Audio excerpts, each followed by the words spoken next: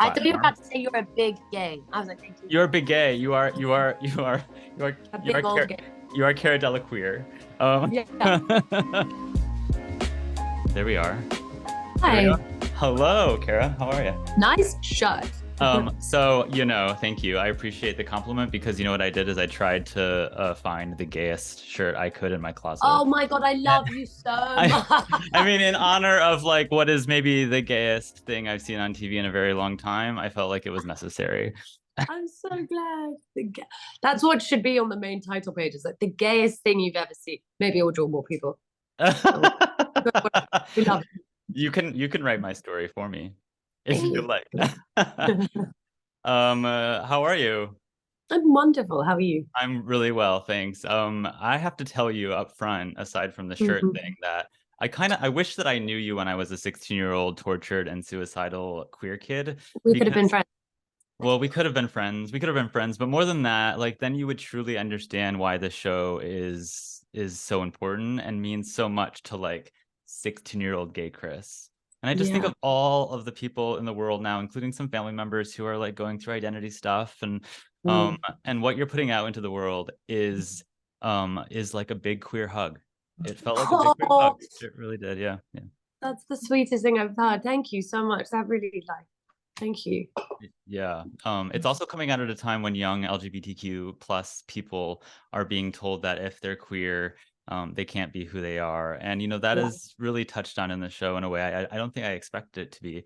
How much did the current political climate right now play into just how queer and sex positive you made this show? I think that's how I wanted it to be because I think queer under the umbrella it all can mean anything. It just means whatever, being different, however way. Everyone is different. Everyone, we are not all the same. There's so much in life where we want to fit in, we want to belong, but at the same time we want to be individuals. So I didn't want it. I wanted it to include everyone, and I think in that is queerness, and I love that. That's my favorite thing in the world, and I think leading with that, it brought me so much freedom. It brought me so much relief and love, and it's where I learned how to love myself. So from the bottom of my heart, that's all I wanted. It's exactly what I wish this kind of show existed when I was a kid. It would have made so much, so much easier. But I think that the journey and the struggle and the adversity was something that made me who I am. But I just hope, especially in terms of people's families or when people watch this, that they can have conversations that may be tricky because they can at least find the right wording or identify with a person that they see, or that's what I want. Can you remember going back like a piece of like content, something in the media that was a thing that you clung to that really made you feel more comfortable with being queer? I can remember little details. I looked at nude male photography books at Barnes and Noble. Yeah, Amazing. yeah, I did. um I don't know. The thing is, I guess I saw like a lot of like Elton John or musicians, but there weren't a lot of female ones. It was kind of men, and so that still kind of made me feel a little less. um I mean, mm, Billie Jean King. I don't know. I met Oh, her, but but I she's was still. I was like 22 though, so like it was a bit late, but not really. I think a lot of the things I surrounded myself by were like, I guess porn was the first time I saw like two gay women, but it wasn't good, and it wasn't. It was definitely they weren't gay. So, but that was probably the first time I saw. But automatically I got scared of it, and I was like, that's not because I probably liked it. So I probably was like, no, Oh weird. yeah, I mean, you're telling me that and like you're preaching to the choir. I remember that feeling of looking at gay porn and feeling like I don't think that I'm supposed to be doing this, especially with my parents in the house, but But you got to do what you got to do what you got to do.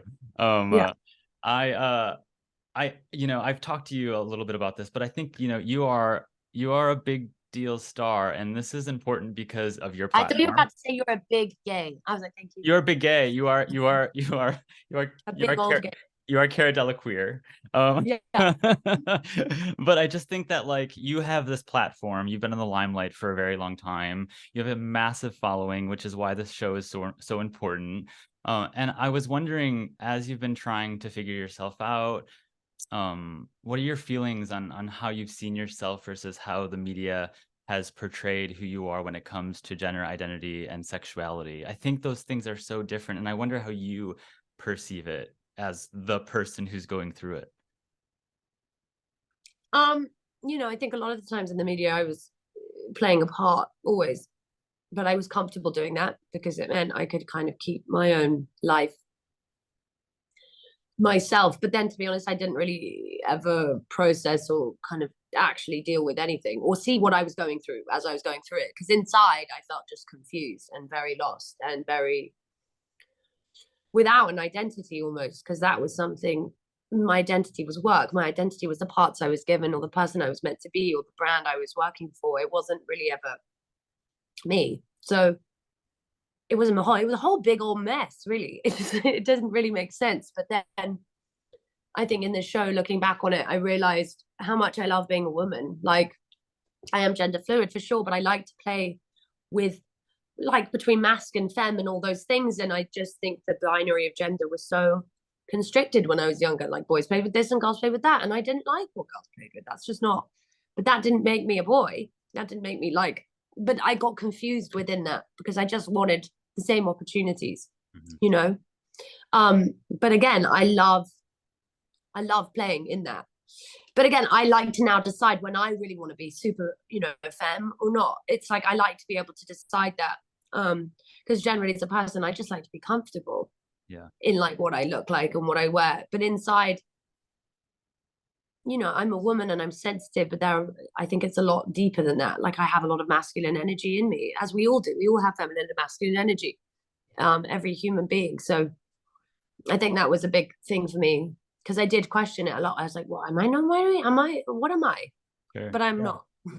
But I love anyone being and feeling how they were. But it was an interesting process because I was going in there feeling because I do think that gender is too binary. But then for me, I was very happy to have my pronouns. So Yeah. It sounds like you learned a lot about yourself through making this show and maybe got to a a greater lot. truth of who you are. Mm-hmm. Yeah. Say that again. The last part. Oh, it just seems like maybe you got to a greater truth of who you are through making the show. Yeah, Yeah. yeah. I guess especially in terms of like relationships and kind of abolishing the shame, which I didn't really have, but it made me realize how much I used to have and how Mhm. much I hadn't dealt with it and how much I just kind of brushed it aside when actually I was like, what am I really looking at here? But the Yeah. narrative I had wasn't my own, it was other people's. So that shame wasn't really mine to hold. And I had to kind of give it back to the people who put it on me. Um, you say in the show something that stuck with me, that growing up famous stunts a lot about your growth as a person, which is not the first time that I've heard this from somebody who's in Hollywood. And you say it did that even when it comes to your sexuality. And a lot of people might think, oh, Hollywood, it's so queer. It's a great place to sort of like immerse yourself in that culture, right? And like be accepted Mm-hmm. or feel accepted. And I'm wondering specifically about Hollywood. How did that affect that journey to discovering your sexuality? Yeah, it was not like that for me at all. I guess, it was one of my first experiences of it. And it was actually Harvey Weinstein who said to me, he was like, you cannot be with a woman. Like, you cannot, if you like women, he was trying to poach into, and this was long before it happened. He was just like, we need to find you a beard. This is like, and I was like, who is this fucking stupid fat man? He wasn't nice. He was just a horrible man. Obviously, we know that now, but We know that. Yes, I was yes. like, who's this guy? But he was, he was like, you'll never work. No one will believe you as a straight character. So I was like, oh fuck, that's bad. So there was just stuff like that, especially I think as a model, no one cared either way, but they weren't going to celebrate it. I don't know. I think it just stunts your growth a lot, as in you don't have time to be yourself. Or at least I did not. I felt like everything that was happening in my life, or emotions and things, I just had to shove it down and keep going. Which is no one else's fault but my own. Yeah. It was an easy way to run away from my stuff.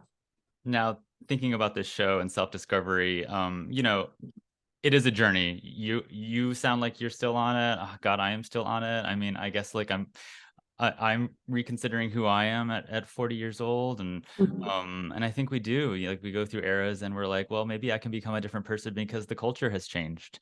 And I think that's a big part of it. But for your journey, and on the note of self-discovery, what was the most valuable takeaway for you from this whole experience, traveling the world, immersing yourself in queerdom, that brought you closer to who you are? I think how much community and support is important. How much we can't do this alone. Anyone, life, I'm talking about generally. That through community and through connection, we can do the things that were not possible to do alone, and loving that and appreciating that, but also being vulnerable in that. I think a lot of times I would just show up kind of giving a surface experience of myself, and it wasn't real, because I was just so scared of being rejected and so scared of people leaving, I guess. But I love myself. I'm me, messy, done up, all the things. It's just makes me who I am. And if I love that, then that's the most important thing. I think a lot of this is more to do with self-love. But also, yeah, I was just in a place of complete discovery. I was like, what do I believe about relationships? What do I believe about all of these things? And I was like, sometimes it's okay not to know either. It's okay not to know. It's okay to keep discovering. It's okay to question and want to change things at 40 or not, or just dip your toe in, dip, dip your toe into something, try it and take it out again, or Dipstick not. dick, dipstick dick. Yes, Dick yes. stick in it. Dick. Yeah. So that's what I think the way. I, Sticking your that's dick great. in things. No. God. It's very important what you said actually about, you don't have to have it all figured out right now. Because I think young people they need to hear that message, you know?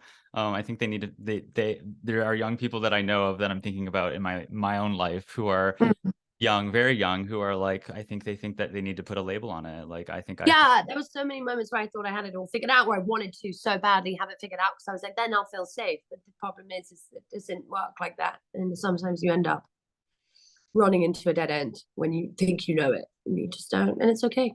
yeah. I'm keeping track of time. This is a fascinating conversation. We could talk a long time about this. Yeah. But I want to be respectful of your time. So I do want to end with something that I think is also very important, aside from the show.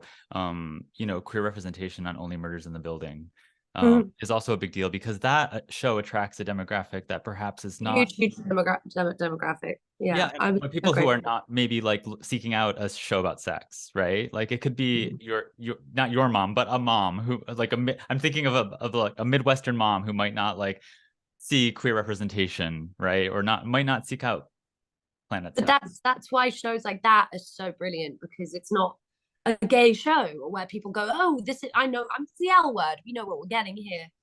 I think that's why mainstream media and mainstream shows should do that more often, where it's not like the main two characters, the whole story is based around queerness. It's like queerness is everywhere. So that's how shows should be. It should be dipped in, and it should be a conversation, and it should be a part of it. It doesn't, I think sometimes when we want to make queer content and stuff and we push it very hard, it's like it's gonna reach just other queer people, and not what we want it to be is more normalized. So that's why I was so grateful for that show, and I think it was such an incredible way to do it, and it's such a great show, and I was so happy. What's it like to bring that sort of representation to the screen with one of your closest and dearest friends, Selena Gomez? I mean, it's an easy day at work, isn't it? I mean, it's great, especially when you love each other, and like I respect her so much, as an actress and as a person. So it was fun. It was great. And that show in general, like Steve and Marty, everyone, it was just brilliant. I was basically playing myself too, apart from Yeah, I'm not that evil. So she's not that evil. Yeah, but disclaimer, everyone, she's not that evil. not the psycho that everyone wants me to be. Will we see you in the next season? No, I wish. Okay, I wish to. I wish. I'm too. I did the lesbian went too overboard, and you know what happens. That's right. Yeah, I think people had complicated feelings about that relationship in that last Yeah, season. they did. Rightfully so. Rightfully so. What happens? I get it. It's good. Alice Banks is a nutcase, so she does. Yeah.